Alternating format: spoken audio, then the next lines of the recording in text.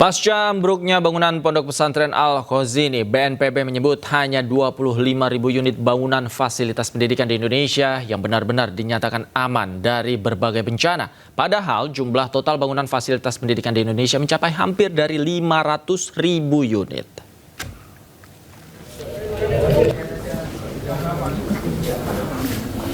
Sisanya berdiri di zona rawan bencana, mulai banjir, tanah longsor, ataupun bencana lainnya. Menurut BNPB, daerah paling banyak terdapat sekolah rawan bencana berada di Jawa Timur. Terkait kasus Al-Khozini, BNPB menyebut faktor sosial menjadi salah satu penyebab ambruknya bangunan pondok pesantren. Jumlah bangunan sekolah di daerah rawan bencana di Indonesia itu sangat banyak ya.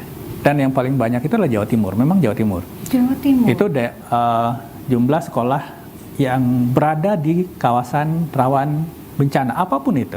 Jangankan untuk membuat bangunan itu tahan bencana, tahan gempa, bahwa tanpa ada bencana pun, ini satu bangunan fasilitas pendidikan bisa ambruk. Karena itu sebenarnya kan yang menjadi permasalahan itu bukan faktor teknis sebenarnya, tapi faktor sosial. Ada santri yang juga ikut membangun, merupakan bagian dari budaya gotong royong, tapi mungkin bukan budaya gotong royong pada proporsi yang tepat gitu ya.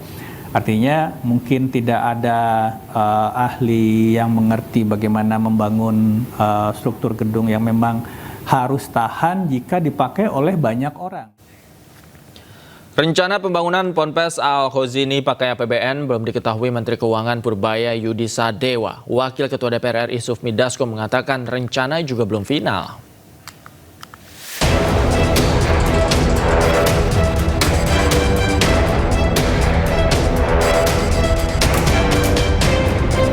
Pemerintah berencana membangun kembali Pondok Pesantren Al-Khozini yang ambruk di Sidoarjo, Jawa Timur. Dalam insiden ini, ratusan orang menjadi korban, 67 diantaranya tewas.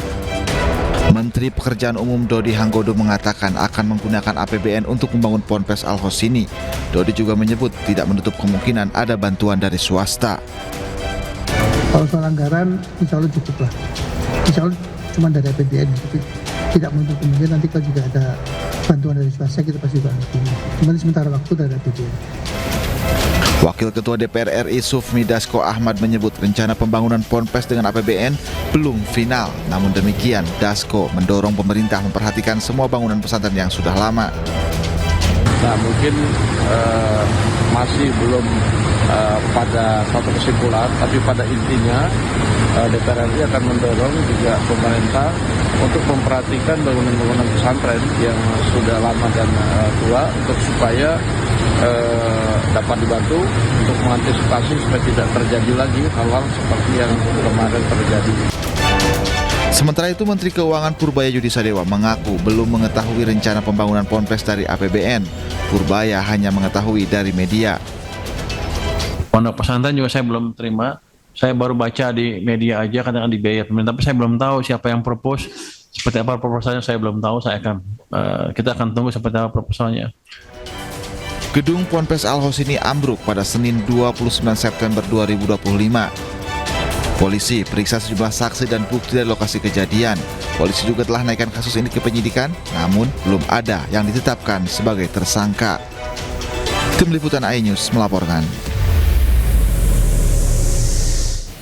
Kita ke informasi lain, pemirsa. Pelapor dugaan ijazah palsu Joko Widodo, Roy Suryo, dapat salinan ijazah Jokowi dari KPU Jakarta. Ijazah Jokowi tersebut digunakan saat Jokowi daftar jadi Gubernur Jakarta.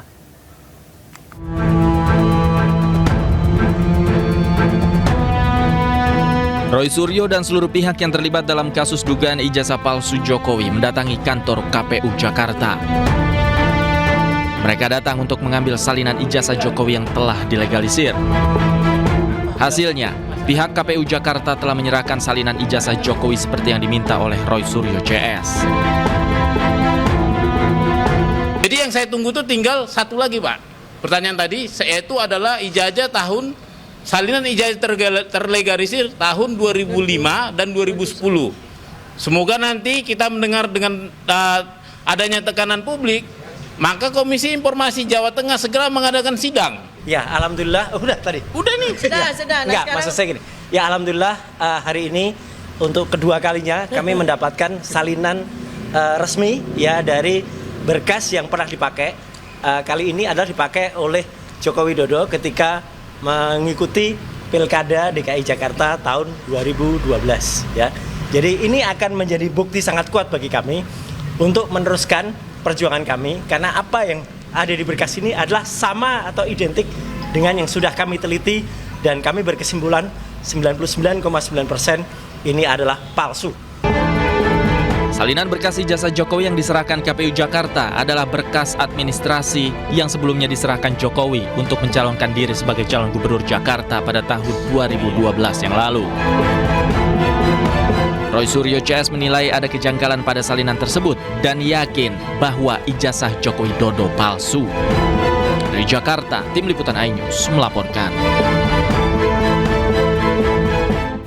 Sementara itu pemirsa, Sekjen Peradi Bersatu Ade Darmawan menyebut Roy Suryo telah memiliki salinan ijazah Presiden ke-7 Joko Widodo sejak lama. Ade pun meminta Roy Suryo membuktikan jika ijazah Jokowi tersebut adalah palsu. Kan sudah saya sampaikan bahwa Pak Roy Suryo dan kawan-kawan itu sudah memiliki itu dari 2020 ya. Itu sudah dimiliki, itu tidak ada perbedaan itu. Ya, kalau kita mau jujur melihat fotokopi itu aja tidak ada analognya. Kenapa? Jelas bahwa yang memegang analog dan aslinya ya bapaknya si Joko Widodo lah sebagai pemilik ijazah. Ya kan? Terus nunjukin kepada mereka, emang mereka itu siapa gitu loh. Mau ditunjuk-tunjuknya emang siapa gitu loh. Kan itu persoalannya gitu loh. Apa kepentingannya dengan ijazah itu gitu loh. Buktikan saja bahwa itu palsu, clear gitu loh. Kalau memang bisa dibuktikan, tapi kalau song juga pakai fotokopian, ya mana pembandingnya yang asli? Kalau ada ijazah palsu pasti ada aslinya gitu loh.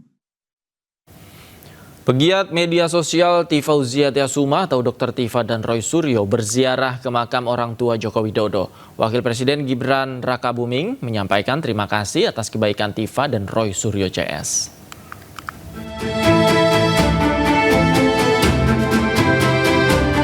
Pegiat media sosial Tifauzia Tiasuma atau Dr. Tifa belum lama ini melakukan ziarah ke makam orang tua dari mantan Presiden Joko Widodo. Dr. Tifa mengaku kunjungan ke makam tersebut sebagai bahan dari penelitian yang tengah ia laksanakan. Makam, ya itu kan sebetulnya termasuk bagian dari kami untuk melakukan pengumpulan data ya terkait dengan jejak masa lalu Joko Widodo. Itu sebenarnya ada buku kedua kami ya. Namanya Jokowi's Dark File. Jokowi's Dark File mengungkap jejak masa lalu Joko Widodo ya, yang sebetulnya menjadi buku kedua kami, tapi ini perjalanan masih cukup panjang ya, data-data masih perlu kami kumpulkan dari sumber data primer. Nah, tetapi yang sekarang ini menjadi momentum ya, menjadi urgensi adalah soal Gibran. Karena kita bersama-sama ini ya, seluruh segenap komponen bangsa ini sudah bergerak ya menuju kepada possibility impeachable untuk Gibran. Maka buku Jokowi's Dark File sedang kami kumpulkan, dan minggu lalu saya bersama RRT bersama Bang Roy Suryo dengan Pak R-nya tiga kali, ada Bang Refli Harun, ada Pak Dr. Taufik ya, R3T2T. Ya, itu salah satu observational study kami adalah ziarah ke makam leluhur, ke makam orang tua dari Pak Joko Widodo, termasuk juga almarhum Insinyur Haji Hari Mulyono. Sementara Wakil Presiden Gibran Rakabuming Raka merespon Dr. Tifa berziarah ke makam ibu dan ayah Presiden ke-7 Joko Widodo di Karanganyar, Solo, Jawa Tengah. Gibran menegaskan makam keluarganya boleh dikunjungi siapapun yang ingin memberikan doa.